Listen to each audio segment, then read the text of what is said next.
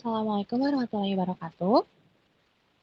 Di sini kami dari kelompok 3 akan memaparkan presentasi mengenai metode penelitian pendidikan bahasa bab 3 tentang tinjauan pustaka dan kerangka teori karya Ismail, Suwardi, Weke, dan kawan-kawan.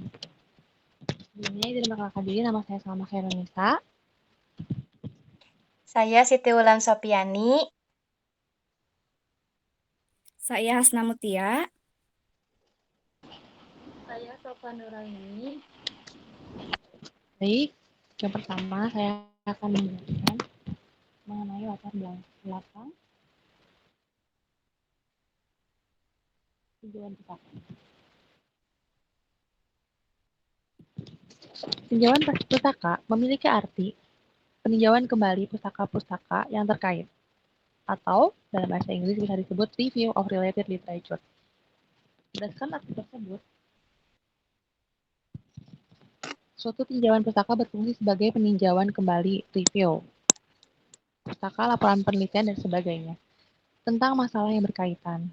Fungsi peninjauan kembali pustaka yang relevan merupakan hal yang mendasar, seperti yang dinyatakan oleh Liddy tahun 1997, bahwa semakin banyak seorang peneliti mengetahui dan memahami tentang penelitian yang pernah dilakukan sebelumnya yang berkaitan erat dengan topik penelitiannya, semakin dapat dipertanggungjawabkan caranya meneliti permasalahan yang dihadapi. Kemudian, bagian selanjutnya adalah mengenai definisi tinjauan pustaka. Tinjauan pustaka adalah kegiatan yang mencari, membaca, dan menelaah laporan-laporan penelitian dari bahan pustaka yang memuat teori-teori terkait dengan penelitian yang dilakukan.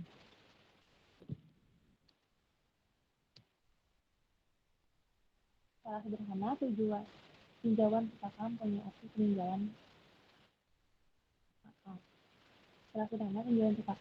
arti peninjauan kembali pustaka-pustaka yang terkait atau review of related literature oleh ahli etika penelitian keperawatan.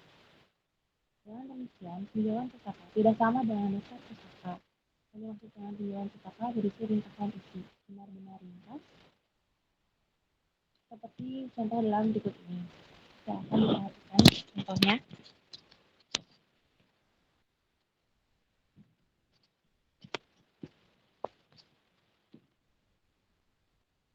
Kemudian ada bagian C, tujuan tinjauan pustaka. Yang pertama, ada tujuan umum. Tujuan umum tinjauan pustaka adalah mengembangkan pemahaman dan wawasan yang menyeluruh tentang penelitian-penelitian yang pernah dilakukan dalam suatu topik. Kemudian yang kedua, tujuan khusus. Menjelaskan, yang pertama, dari tujuan khusus adalah menjelaskan dasar pemikiran atau dasar teori yang digunakan dalam penelitian. Kemudian yang kedua, membatasi masalah dan ruang lingkup penelitian. Yang ketiga, menemukan variabel-variabel penelitian yang penting dan menentukan hubungan antara variabel penelitian. Yang keempat, menghindari pendekatan yang steril atau tidak menghasilkan temuan yang berarti. Kemudian, merangkum pengetahuan yang berkaitan dengan penelitian, menemukan penjelasan yang dapat membawa dalam menafsirkan data penelitian, mengetahui apakah penelitian yang akan dilaksanakan sama dengan orang lain sehingga tidak terjadi duplikasi, lalu mengetahui hasil penelitian orang lain dalam bidang yang sama, sehingga dapat memperluas bahasan penelitian. Dan yang terakhir, mempertajam penguasaan teori yang terkait dengan penelitian yang sama. Selanjutnya akan dijelaskan oleh Kapten.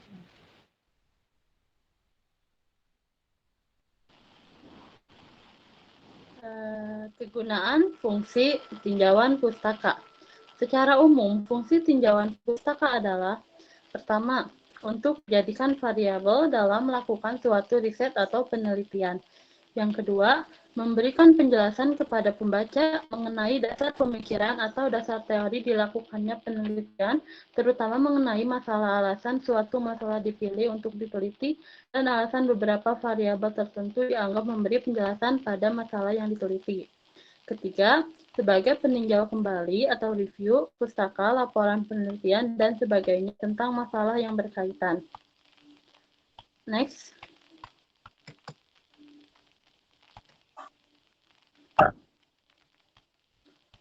Lee tahun 1997 halaman 71 menerangkan bahwa suatu tinjauan pustaka mempunyai kegunaan di antara lain satu, mengungkapkan penelitian-penelitian yang serupa dengan penelitian yang akan kita lakukan. Dalam hal ini, diperlihatkan pula cara penelitian-penelitian tersebut menjawab permasalahan dan merancang metode penelitiannya.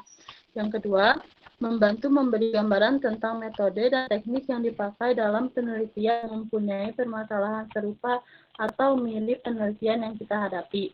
Yang ketiga, mengungkapkan sumber-sumber data atau judul-judul pustaka yang berkaitan yang mungkin belum kita ketahui sebelumnya. Yang keempat, mengenal peneliti-peneliti yang keadaannya penting dalam permasalahan yang kita hadapi, yang mungkin dapat dijadikan narasumber atau ditelusuri karya-karya tulisnya yang lain yang mungkin terkait. Yang kelima, memperlihatkan kedudukan penelitian yang akan kita lakukan dalam sejarah perkembangan dan konteks ilmu pengetahuan atau teori tempat penelitian ini berada. Yang keenam, mengungkapkan ide-ide dan pendekatan-pendekatan yang mungkin belum kita kenal sebelumnya. Selanjutnya, membuktikan keaslian penelitian bahwa penelitian yang kita lakukan berbeda dengan penelitian-penelitian sebelumnya. Dan yang terakhir, mampu menambah percaya diri kita pada topik yang kita pilih, karena telah ada pihak-pihak lain yang sebelumnya juga tertarik pada topik tersebut, dan mereka telah mencurahkan tenaga, waktu, dan biaya untuk meneliti topik tersebut. Next. Dalam penjelasan lainnya, Castetter dan Heisler menjelaskan 6 kegunaan lainnya. Yang pertama, mengkaji sejarah permasalahan. Yang kedua, membantu pemilihan prosedur penelitian. Yang ketiga, mendalami landasan teori yang berkaitan dengan permasalahan. Yang keempat, mengkaji kelebihan dan kekurangan hasil penelitian terdahulu. Yang kelima, menghindari duplikasi penelitian. Yang keenam, menunjang perumusan permasalahan. Anonim, penulisan tinjauan pustaka. Next. Manfaat tinjauan pustaka. Dengan melakukan tinjauan pustaka, maka diperoleh beberapa manfaat hal penting berikut ini. Diambil dari Profesor Dr. Mahsun, MS 2012. Yang pertama, mengarahkan pemahaman masalah penelitian sehingga rumusan masalah penelitian dapat disusun dengan baik. Yang kedua, membantu menentukan rancangan penelitian yang tepat sehingga penelitian valid dan bermakna. Yang ketiga, menghindari pengutipan pendapat orang lain yang tidak tepat. Dan yang terakhir, membantu menyusun kerangka kerja penelitian. Admin etika penelitian keperawatan. Next. Cara atau strategi mendapatkan tinjauan pustaka. Strategi mencari sumber pustaka meliputi pengenalan terhadap jenis-jenis sumber pustaka dan langkah-langkah yang perlu ditempuh dalam mencari sumber pustaka. Selanjutnya akan dijelaskan oleh Hasna.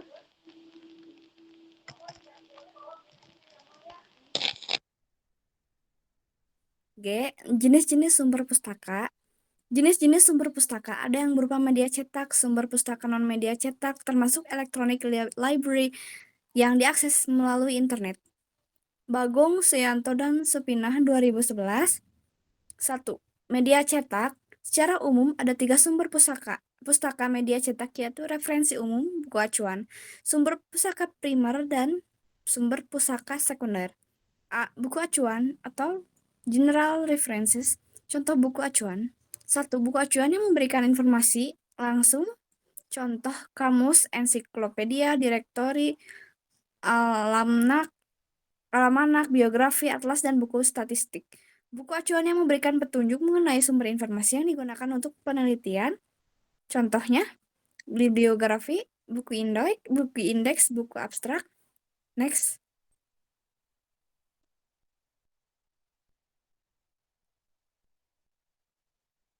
Next.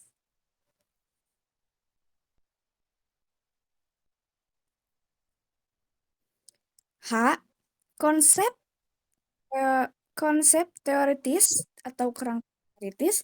Secara sederhana, konsep adalah pendapat abstrak yang digeneralisasi dari fakta tertentu. Kerangka teoritis adalah dukungan dasar teoritis sebagai dasar pemikiran dalam pemecahan masalah yang dihadapi peneliti. Kerangka teoritis adalah bagian dari penelitian, pemecahan masalah, penelitian, tempat peneliti memberikan penjelasan tentang hal-hal yang berhubungan dengan variabel, pokok, subvariabel, atau pokok masalah yang ada dalam penelitiannya. Tanpa kerangka ini, tujuan dan arah penelitian mungkin tidak dapat dirumuskan seperti yang sering masyarakat akademis tuliskan pada bab pendahuluan. Misalnya tujuan penelitian thematic role analysis of English motion verbs yang penulis lakukan. A. Mengelompokkan verba gerak bahasa Inggris, dan B. Menguraikan jenis-jenis verba gerak Inggris. Selanjutnya, fungsi kedua kerangka teori adalah sebagai pemilih konsep-konsep yang tepat untuk membuat hipotesis tentang sesuatu fenomena. Misalnya, dalam penelitian bahasa, kerangka teori dapat digunakan peneliti untuk menyeleksi konsep-konsep untuk hipotesis sehingga terdapat keselarasan antara kerangka teori dan hipotesis atau soal penelitian. Next.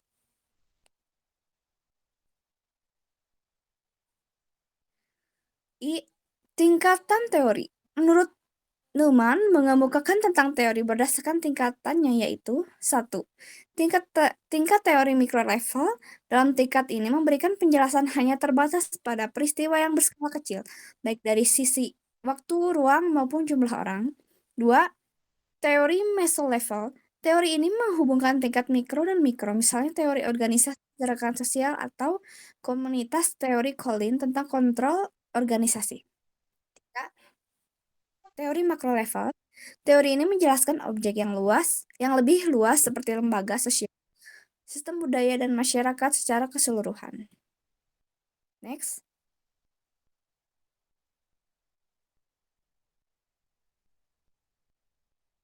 This is my turn. Yes. Next. J. Peran teori. Dalam penelitian teori, penelitian memiliki beberapa peranan, antara lain yang pertama, memberi kerangka pemikiran bagi penelitian. 2. Membantu peneliti dalam menyusun hipotesis penelitian. 3. Memberikan landasan yang kuat dalam menjelaskan dan memakai data dan fakta. 4. Mendudukan permasalahan penelitian secara logis dan runtut. 5. Membantu dalam membangun ide-ide yang diperoleh dari hasil penelitian. 6. Memberi acuan dan menunjukkan jalan dalam membangun kerangka pemikiran. 7. Memberikan dasar-dasar konseptual dalam merumuskan definisi operasional. 8. Membantu mendudukan secara tepat dan rasional dalam menyintesis dan mengintegrasikan gagasannya. Semua penelitian bersifat ilmiah. Oleh karena itu, semua peneliti harus berbekal teori. Menurut Sugiono, dalam sebuah penelitian teori yang digunakan harus sudah jelas. Karena fungsi teori dalam sebuah penelitian, menurut Sugiono adalah sebagai berikut. Sugiono 2010. 1. Teori digunakan untuk memperjelas dan mempertajam ruang lingkup atau konstruk variabel yang akan diteliti. 2. Untuk merumuskan hipotesis dan menyusun instrumen penelitian. 3. Memprediksi dan membantu menemukan fakta tentang sesuatu hal yang hendak diteliti. K. Prosedur penyusunan teori. 1. Melakukan kajian pustaka. 2. Melakukan sintesis atau modifikasi antara teori yang satu dengan teori yang lain. 3. Menyusun sendiri kerangka pemikiran secara logis, runtut, dan rasional. 4. Merumuskan hipotesis. 5. Melakukan penelitian untuk menguji hipotesis. 6. Merumuskan teori baru. Agar kejelasan tentang kerangka teoritis atau berpikir ini lebih mengenai sasaran, berikut ini akan dikemukakan contoh penelitian. Contohnya, kualitas pengelolaan kelas ditinjau dari latar belakang pendidikan dan pengalaman mengajar guru sekolah dasar. Untuk dapat menyusun kerangka teoritis bagi penelitian dengan judul tersebut, peneliti terlebih dahulu harus menentukan pengertian-pengertian yang terkandung dalam judul tersebut, antara lain 1. Kualitas pengelolaan kelas. 2. Latar belakang pendidikan guru. 3. Pengalaman mengajar guru. 4. Pengaruh latar belakang. 4. Pengaruh latar belakang pendidikan guru terhadap kualitas pengelolaan kelas. 5. Pengaruh pengalaman mengajar guru terhadap kualitas pengelolaan kelas. Daftar pustaka.